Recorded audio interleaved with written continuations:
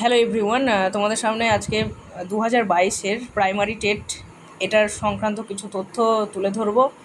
এটার যে বর্তমান আপডেট সেটা তোমাদেরকে দেওয়ার চেষ্টা করবো। এর যে ভ্যাকান্সি প্লাস ইন্টারভিউ নোটিশ কবে নাগাদ আসতে পারে, বা এর যে প্রসেসিং কীভাবে কি অলরেডি শুরু হয়ে গিয়েছে, এই সমস্ত তথ্য কিন্তু তোমাদের সামনে তুলে ধরা হবে। সঙ্গে আরও কিছু ইনফরমেশান দেওয়া হবে অন্যান্য এক্সাম রিলেটেড। তো এটাই বলবো যে 2022-এ দেখো ডিসেম্বরে এক্সামটা সংঘটিত হয়েছিল এবং এর যে রেজাল্ট সেটা খুবই তাড়াতাড়ি পাবলিশ হয়েছিল ফেব্রুয়ারিতে 2023 সালে, ঠিক আছে। এবং তার উপরে চ্যালেঞ্জ হয়েছিল কয়েকটা কোয়েশ্চেনে, তোমরা জানো। আর সেটা আনসার কি মডিফাই করে বেরও করা হয়েছিল, যদিও এটারও কোয়েশ্চেন ভুল মামলা অলরেডি এখনও চলছে। তবে যাই হোক, এগুলোর কোনো শেষ নেই। এখানে তোমরা বলতে পারো 22-এর যে আনসার কি বেরিয়েছিল, হ্যাঁ, তার উপর ভিত্তি করেই ভ্যাকান্সি বলো বা ইন্টারভিউ নোটিশ বলো, ইন্টারভিউ কল লেটার বলো, সেগুলো ডাউনলোডের প্রসিজার কিন্তু যে লিস্ট বেরিয়েছিল বা যে পরিমাণ সংখ্যক আর কি তোমার ডিএলএড প্রার্থী, অ্যাকচুয়ালি কমিশন যেমনটা জানিয়েছে যে শুধুমাত্র ডিএলএড প্রার্থীরাই কিন্তু এতে এলিজিবেল।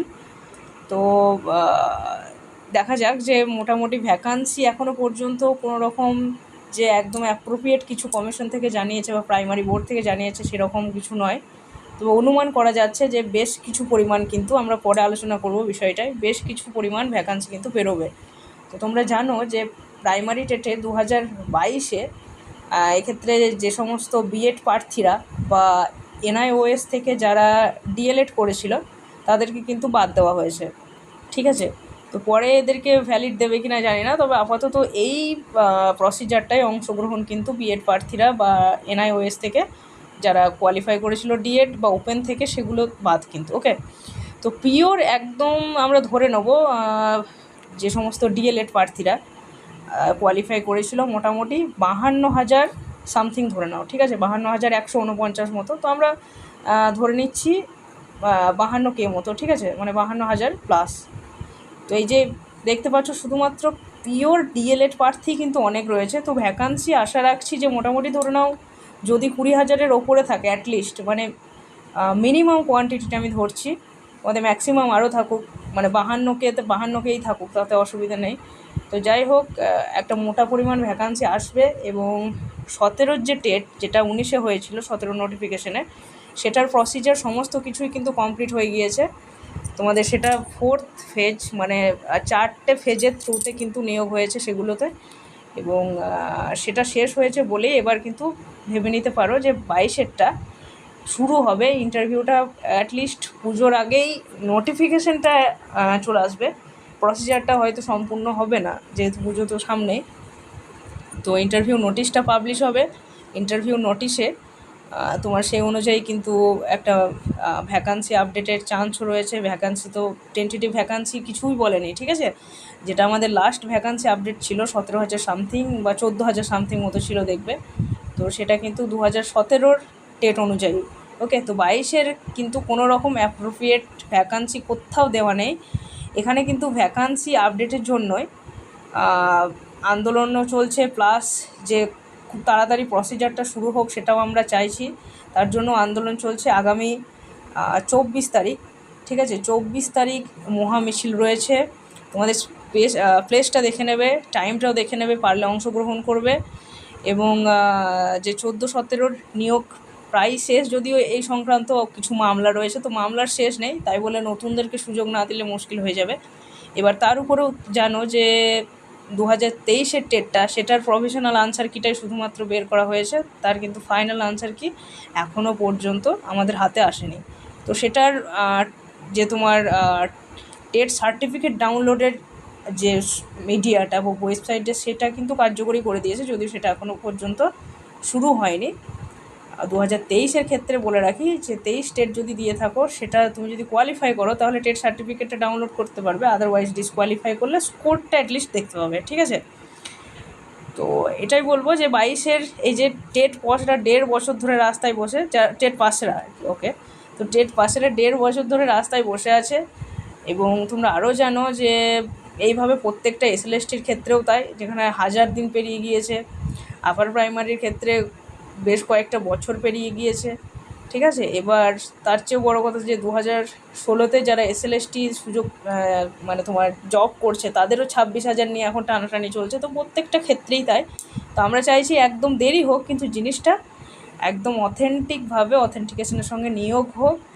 আর এটা শূন্য পদে দাবি রয়েছে যে 50,000 আমাদের 50,000 শূন্য পদে অবিলম্বে নতুন মানে বিজ্ঞপ্তি আসুক। তো ন্যূনতম 50,000 বলা হচ্ছে, কেননা এমনিতেই ভ্যাকান্সি ধরে নাও, ভ্যাকান্সি যাই হবে হোক না কেন, স্কুলের টিচার তো নেই, সুতরাং রাখাই যেতে পারে 50,000, অসুবিধে নেই।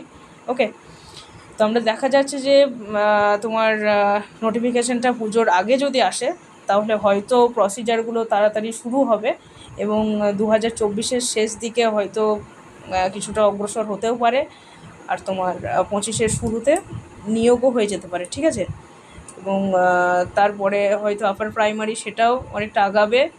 অ্যান্ড 22-এর টেটের ক্ষেত্রে একটা বিষয় বলে রাখি, এখানে যে কোয়েশ্চেন ভুল মামলাটা এখনও চলছে কিছু কিছু কোয়েশ্চেনে, এটা কিন্তু কমিশন থেকে পূর্বেই জানিয়ে দেওয়া হয়েছিল যে টেটে যখন ফাইনাল আনসার কি বেরোবে, ঠিক আছে, চ্যালেঞ্জের পরে যেটা, সেটার কিন্তু কার্যকারিতা দেওয়া হবে না। সেটাই তোমাদেরকে মানে প্রাইম বা একদম অপটিমাম হিসাবে ধরে নিতে হবে, তার উপরে কিন্তু আর চ্যালেঞ্জ করা যাবে না। তো আমরা সেই অনুযায়ী কিন্তু জানো তোমরা 22-এ অনেকেই জানো যে 24টা মতো কোয়েশ্চেন আমরা চ্যালেঞ্জ করেছিলাম এবং তার যে যেগুলো প্রুফ সেগুলো গ্রুপেও শেয়ার করা হয়েছিল, ঠিক আছে। তো যাই হোক, 23-এর টেটের ক্ষেত্রেও সে একই ব্যাপার, প্রত্যেকবারই চ্যালেঞ্জ আমাদেরকে করতে হয়। আর দেখা যাক 23-এর টেটটা কত দূর কী আগাচ্ছে, সেটার ফাইনাল আনসার কি না বেরোনো পর্যন্ত বুঝতে পারা যাচ্ছে না যে কোনগুলো ঠিকভাবে নিচ্ছে কোনগুলো ভুল দিচ্ছে। ওকে। তো যাই হোক, আশা রাখছি যে খুব তাড়াতাড়ি ইন্টারভিউ নোটিশটা পেয়ে যাবে এবং তোমাদের যে স্পেসটা দেখানো হলো যে শিয়ালদহ, ঠিক আছে, তো সেখানে তোমরা অংশগ্রহণ করতে পারো, ঠিক আছে। তোমাদের কিছু কন্ট্রিবিউশন অবশ্যই সেখানে রাখতে পারো। আর তোমাদের যদি নিজস্ব কোনো মতামত থাকে তাহলে অবশ্যই কমেন্ট সেকশানে জানাবে তোমাদের নিজস্ব কী ধারণা, বা তোমরা 22-এর টেট বা 23-এর টেট দিয়েছো কি না সেটাও জানাবো। আর একটা বিষয় বলে রাখি যে বিএড যারা, হ্যাঁ, তাদের ক্ষেত্রে কিন্তু কিছু কিছু গ্রুপেও আমি দেখেছি যে বলা আছে যে 22-এর টেটটা যদি কোয়ালিফাই করে রাখো, ঠিক আছে, 22-এর টেটটা কোয়ালিফাই করে রাখলে পরে ডিএলএড করলে কিন্তু বিএডে নয়, পরে ডিএলএড করলে কিন্তু ভ্যালিউ দেওয়া হতেও পারে। তো প্রবাবলি এটা সম্পর্কেও বিভিন্ন রকম মামলা চলছে, যাই হোক, তো সেটা পরের বিষয়। সেটা যদি সুযোগ পায় তো ভালো কথা, আদারওয়াইজ তোমার ডিএলএড করে আবার টেট কোয়ালিফাই করতে হবে। তো 23-এর মতো কোয়েশ্চেন না হলে বা একটা সাহায্যপূর্ণ বা অথেন্টিক একটা কোয়েশ্চেন হলে অবশ্যই কোয়ালিফাই করার চান্স থাকবে 22-এর মতো। 22-এর কোয়েশ্চেনটা যদিও বেশ মানে কিছুটা অংশ ইজি ছিল বলা যেতে পারে, তো মোটামুটি একটা ভালো রকমের কোয়েশ্চেন করে মধ্যমানের কোয়েশ্চেন করলে অবশ্যই কোয়ালিফাই করবে। তো যারা ডিসকোয়ালিফাই করে গিয়েছো কোনো কারণে 22-এর টেটে, মানে ডিএলএড আছে অথচ টেটটা কোয়ালিফাই করতে পারোনি, তাদেরকে বলবো যদি তোমাদের অ্যাকাডেমিক স্কোর মোটামুটি ভালো থাকে, খুব ভালো দরকার নেই, এবং ইন্টারভিউয়ের ক্ষেত্রেও পার্সোনালিটি টেস্টে যেটা, সেটাতেও তুমি ধরে নাও 2-3 মিনিমাম বলছি, ঠিক আছে, মিনিমাম 2-3 পেলে তাহলেও আটকাবে না। তো অ্যাকাডেমিক স্কোরটা অবশ্যই ভ্যারি করে এখানে, যেটা এসএলএসটির ক্ষেত্রে বর্তমানে তুলে দেওয়া হয়েছে, এবং প্রত্যেকটা পরীক্ষার ক্ষেত্রে অ্যাকাডেমিক স্কোরটা কিন্তু সম্পূর্ণরূপে রিমুভ করা হয়েছে, একমাত্র প্রাইমারিতেই সেটা রয়েছে। তো সেটা অবশ্যই কিছুটা পরিমাণে থাকা উচিত।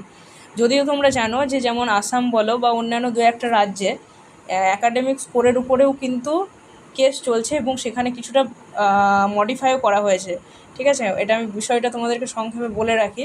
সেখানে কিন্তু টেটের এভারেজ দেওয়া হয়েছে 80%, ঠিক আছে। টেটের মানে টেট স্কোর তুমি যদি ধরে নাও 150-র মধ্যে 100 পেলে, সেখানে তোমার ওয়েটেজ দেবে 80, ঠিক আছে, এবং অ্যাকাডেমিক স্কোর দেবে 20। কিন্তু আমাদের ওয়েস্ট বেঙ্গলের টেটের যেটা ওয়েটেজ দেয় সেটা মাত্র 5%, মানে একজন 90 পেলো, ধরে নাও 90 জেনারেল কাট অফ আমি দিলাম, তো একজন 90 পেলো আর একজন 110 পেলো টেটের ক্ষেত্রে, তো দুটোর কিন্তু খুব একটা পার্থক্য দাঁড়াবে না, ঠিক আছে। একজন ধরো 3.2 এরকম 5-এর মধ্যে, আর একটা দেখবে 3.3 বা এরকম। তো অ্যাকাডেমিক স্কোর ভালো থাকলে বা অ্যাকাডেমিক স্কোর মাঝারি থাকলে যদি টেটটা জাস্ট কোয়ালিফাই করো তাহলে কিন্তু চান্স রয়েছে খুবই মানে বেশি পরিমাণে।